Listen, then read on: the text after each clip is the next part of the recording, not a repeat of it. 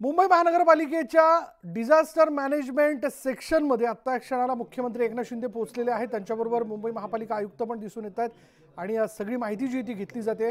राज्याच्या मुख्य सचिव देखील त्यांच्याबरोबर आहेत, सुजाता सौनिक। शिवाय मुंबई उपनगराचे पालकमंत्री दीपक केसरकर, मंगलप्रभात लोढा आणि त्यांच्याबरोबर आता सध्याला मुंबई क्षेत्र आणि उपनगर या दोन्ही भागांमध्ये नेमकी काय परिस्थिती, म्हणजे खास करून मुंबईवरती सगळ्यांचं लक्ष असतं। तर जेव्हा जेव्हा म्हणजे आपण काय म्हणतो की नेहमीची येतो पावसाळा, पण पावसाळा आल्यानंतर मुंबईमध्ये सुरुवातीचे जे काही 2 ते 3 दिवस असतात ते मात्र फार मोठे आव्हानात्मक असतात। याचं कारण असं असतं, यंत्रणा सगळी सज्ज असते, नालेसफाई झाली असं सांगण्यात आलेलं असतं, पण ज्यावेळेस धोधो ढगफुटीसारखा पाऊस कोसळतो तेव्हा मात्र ट्रॅकवरती पाणी साचणं, ठिकठिकाणी पाणी साचणं, मिलन सबवेसारख्या ठिकाणी कायमच पाणी साचतं, त्या ठिकाणी पाणी साचणं, हे जे काही पॉईंट्स आहेत तिथं कॅमेराज लावण्यात आलेले आहेत। आणि आता तर मुंबई महानगरपालिकेच्या वतीने ठिकठिकाणी म्हणजे प्रत्येक मार्गावरती असणारे CCTV कॅमेरे, सगळी दृश्य जे आहेत ते या डिझास्टर मॅनेजमेंट काय म्हणूयात वॉर रूमपर्यंत पोहोचवतात। आणि या रूमपर्यंत पोहोचवल्यानंतर अर्थातच जर त्या पद्धतीने जर परिस्थिती जर काही बिघडणार असेल, पाणी आणखीन वाढण्याची भीती असेल किंवा काही धोक्याच्या म्हणून काही सूचना असतील तर मोबाईलवरती मेसेज पाठवून या रूमद्वारे सगळ्यांना अलर्ट केलं जातं। आज सकाळपासूनच म्हणजे रात्रीपासूनच ज्यावेळेस मुंबईमध्ये धोधो पाऊस कोसळायला लागला तेव्हाच मुंबईकरांना एकूण अंदाज आलेला होता, म्हणून ऑफिसला पोहोचण्याच्या म्हणजे इतर वेळी 1.5 तास अगोदर आपण घरातनं निघतो, तर आज मुंबईकर मात्र 2 ते 2.5 तास अगोदर घरातनं बाहेर पडल्याचं बघायला मिळालं। पण ट्रॅकवरती पाणी साचल्यानं लोकल खोळंबलेली होती, ठिकठिकाणी लोकल थांबून होत्या, काही मेल एक्सप्रेस तर कॅन्सल झाल्या। आणि अशा सगळ्या परिस्थितीमध्ये आता या मुंबईमध्ये ठिकठिकाणी काय नेमकी परिस्थिती हे जाणून घेण्याकरता, त्याचं दृश्य बघण्याकरता म्हणून आता मुख्यमंत्री एकनाथ शिंदे खुद्द मुंबई महापालिकेच्या या डिझास्टर मॅनेजमेंट म्हणजे आपत्ती व्यवस्थापन विभागामध्ये पोहोचलेले आहेत आणि आता ते अधिकाऱ्यांबरोबर चर्चा करतायत। वेगवेगळे पॉईंट्स जे आहेत ज्या ठिकाणी पाणी साचतं त्या पॉईंट्सबद्दलची माहिती म्हणजे त्या ठिकाणांबद्दलची माहिती जी ती त्यांच्याकडनं घेतली जाते आणि सूचना देखील दिल्या जातात।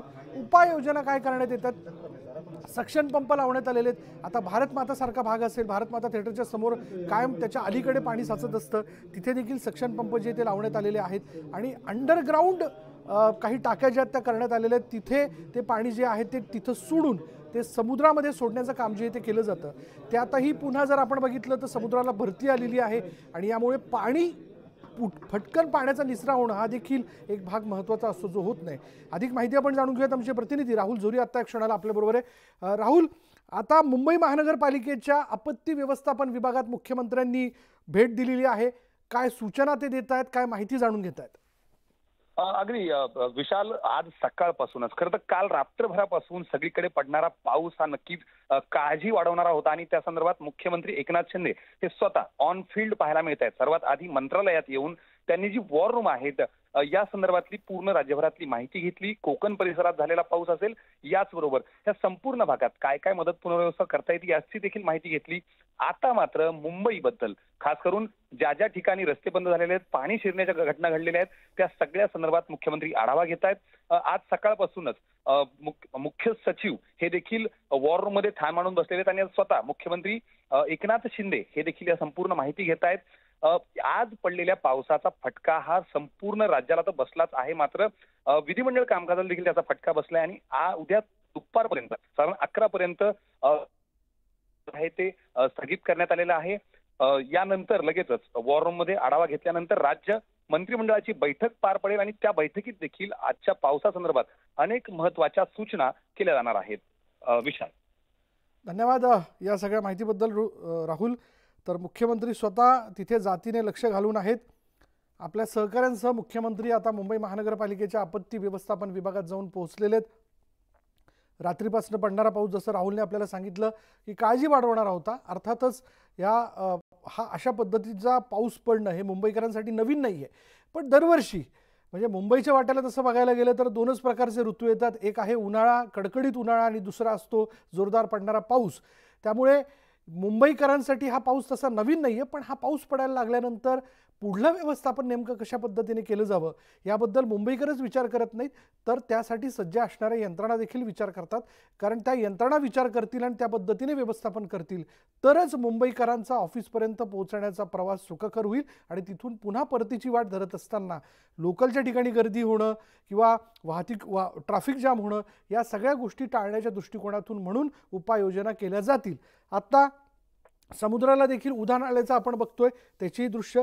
त्यामुळे marine lines queen necklace point जो आहे त्या ठिकाणी कोणी जाऊ नका मरीन ड्राईव्हला असं सांगण्यात आलेलं आहे, तशा सूचना देण्यात आलेल्या आहे. गेटवेच्या ठिकाणी देखील कोणीही जाऊ नका याबद्दलच्या सूचना महानगरपालिकेच्या वतीने देण्यात आलेल्या आहेत. त्याच्यामुळे न्यूज 18 लोकमत देखील सांगतंय आज जोरदार पाऊस पडण्याची शक्यता आहे. त्यामुळे अगदीच गरज असेल तर घराच्या बाहेर पडा.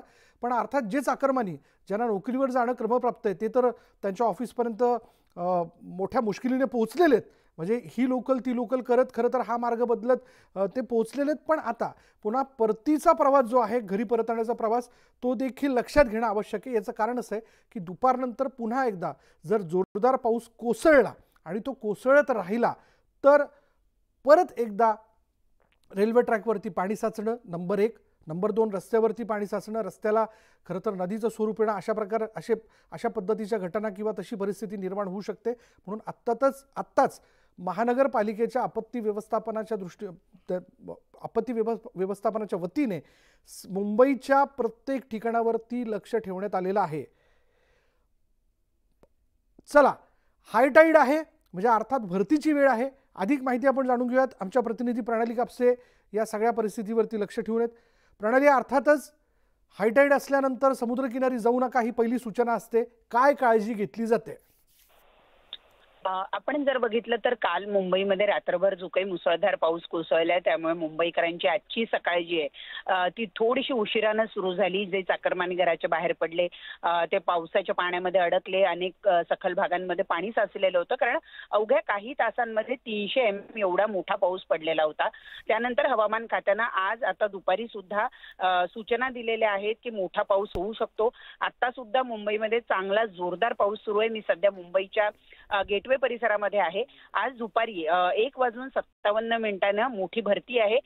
4.40 मीटर एवढ्या उंचीच्या लाटा मुंबईच्या समुद्रामध्ये उसळणार आहे आणि साहजिक आहे त्याच वेळेला जर मोठा पाऊस सुरू असेल तर पावसाचा पाण्याचा निचरा होत नाही आणि त्यामुळे जे सखल भाग आहे त्या सखल भागांमध्ये पाणी साचतं आणि त्यामुळे वाहतुकीचा सुद्धा मोठा खोळंबा होऊ शकतो. आणि म्हणूनच मुंबई महानगरपालिका, राज्य शासनाचा आपत्कालीन विभाग यांच्या वतीनं सूचना देण्यात आलेल्या नागरिकांना की खूपच महत्त्वाचं काम असल्याशिवाय बाहेर पडू नका.